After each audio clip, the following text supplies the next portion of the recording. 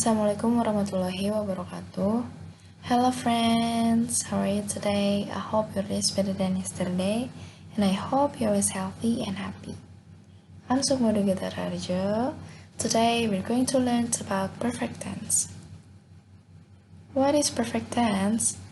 The perfect tense is a form of sentence used to express something or an activity that has been done either in the past, present, or the future.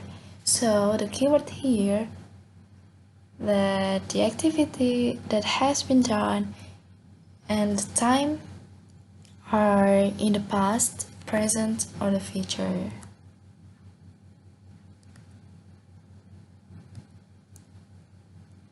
What is the difference between the past tense and the perfect tense? So, past tense and the perfect tense express something that has been done or happened.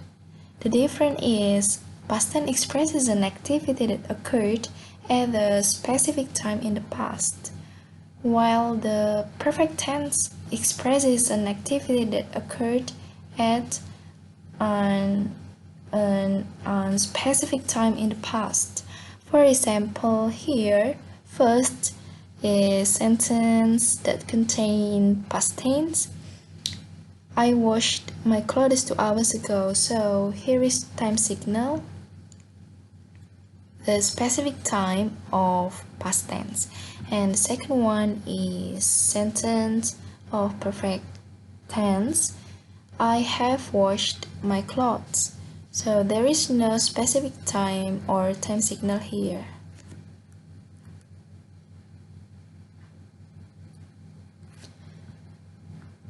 Kind of perfect tenses. There is 4 kind of perfect tenses. The first is present perfect tense, and the second is past perfect tense. The third is future perfect tense, and the last is past future perfect tense.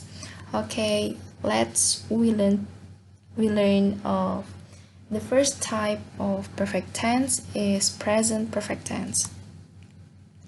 The present perfect tense is a form of sentence to explain something that has been done in the present. So the time here is the present. The formulas while we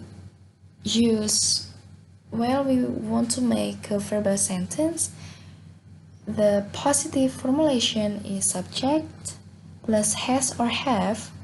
When the subject is you, I, or they or we can use have. And when the subject is she, he, or it, we use has. And then so subject plus has or have plus verb 3 and object. When we want to make a negative sentence, the formulation is subject, has or have, not here to indicate the negative sentence, verb 3 and object. And the interrogative sentence, has or have here we put in the front of the sentence. Has or have, subject, verb 3 and object, and also the interrogative. How about the nominal sentence? The formulation for the positive sentence is subject, has or have, been to indicate the nominal sentence, and object. For negative sentence, the formulation is subject, has or have, been, not, an object. And the interrogative sentence, has or have, subject, been, object, and interrogative.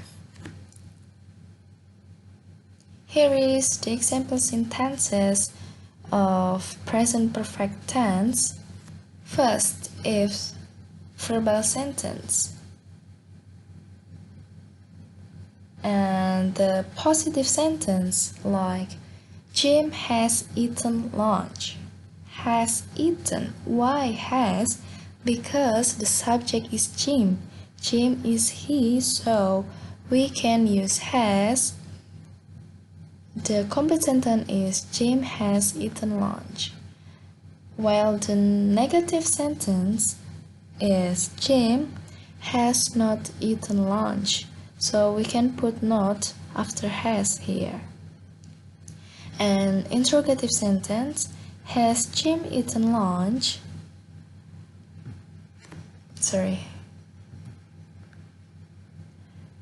The second sentence, it's about nominal sentence.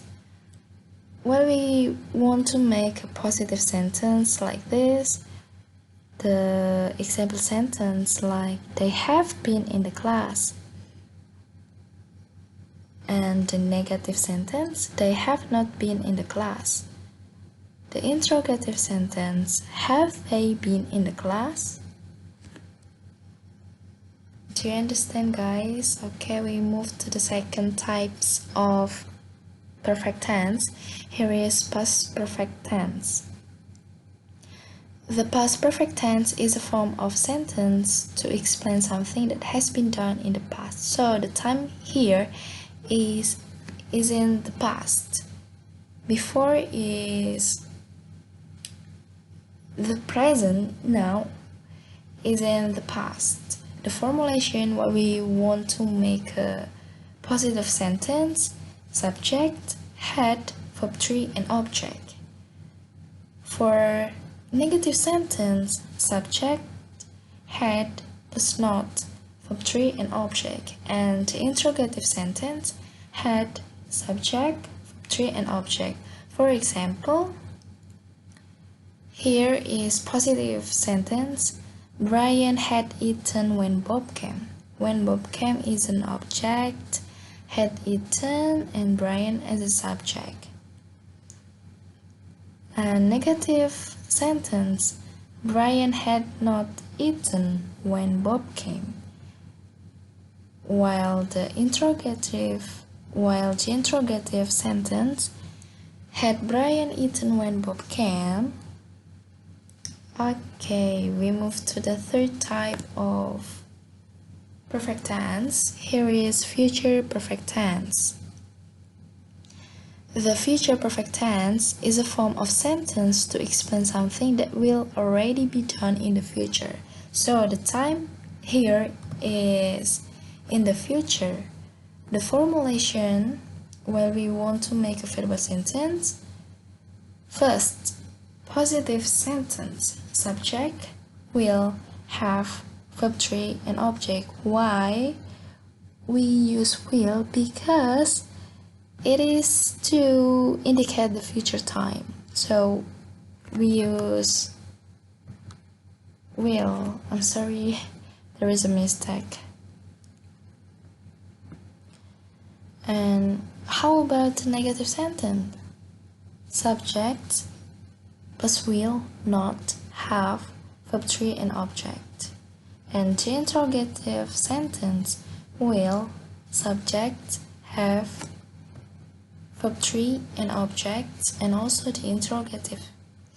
And the nominal sentence, the formulation for positive sentence is subject, will, have, been, and object. And the negative sentence, the formulation is subject, will, not, have, been, and object. And the last, the interrogative sentence, I'm sorry, actually this is the interrogative, so I forgot to put it. So the formulation is will, subject, have, been, object, and the interrogative.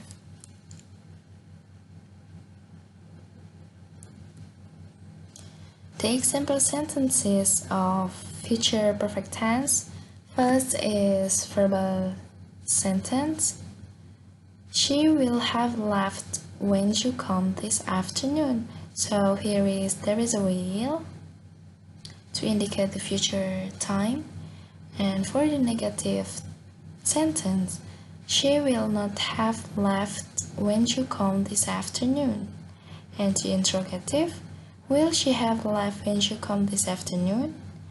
And the nominal sentence for the positive sentence, for example, my mother will have been here for 2 months on January 11th.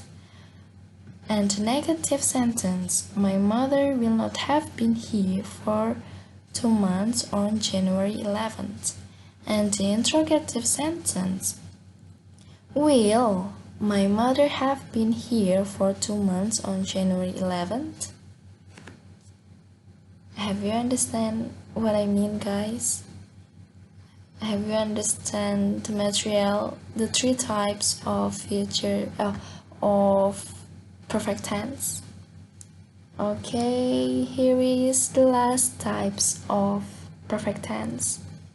There is past future perfect tense. The past future, sorry, I got my mistake here. The past future perfect tense is a form of sentence to explain something that will have been done in the past.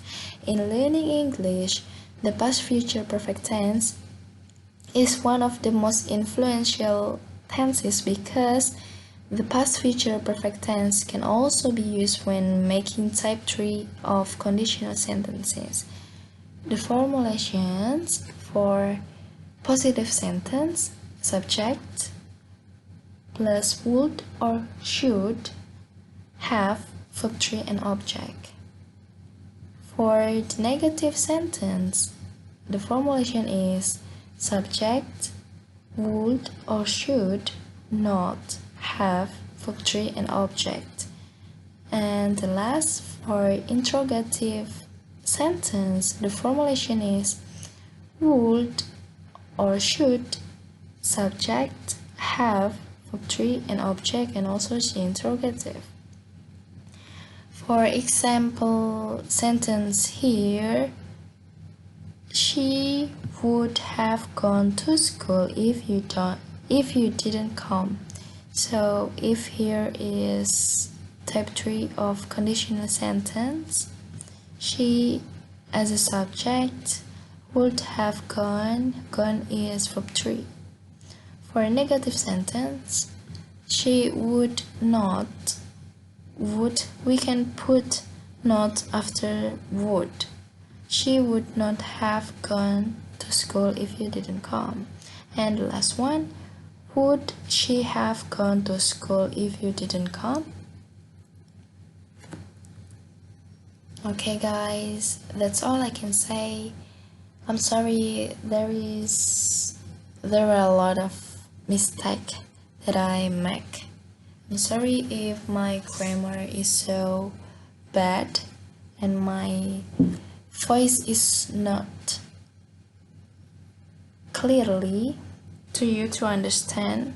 I hope you get more knowledge for my presentation today. Thank you very much for your kind attention. Wassalamualaikum warahmatullahi wabarakatuh.